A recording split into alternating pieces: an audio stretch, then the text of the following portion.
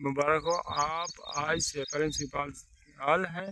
سب سے پہلے یہ بتائیں کہ اسکول آتے ہی آپ کا پہلا حکم کیا ہو؟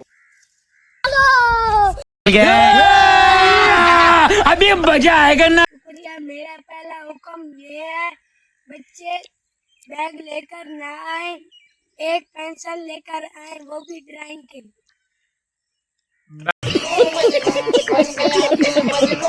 بیگ کے بغیر اور پڑھائی کا کیا ہوگا؟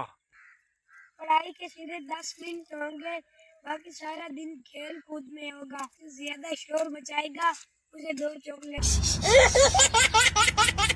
سب سے بڑا مسئلہ ہوم ورک کا ہے، اس کے بارے میں کیا خیال ہے؟ ہوم ورک دینے والے ٹیچر کو فوراً ٹیم دیا جائے گا کہ وہ وہاں پر بیٹھ کر پکوڑے کھائے اور بچوں کو ریسٹ کرے۔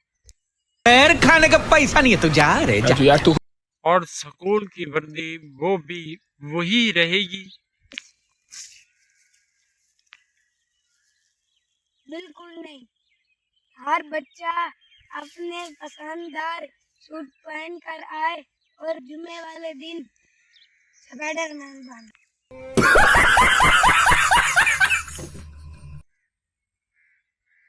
جو بچہ لیٹ آئے گا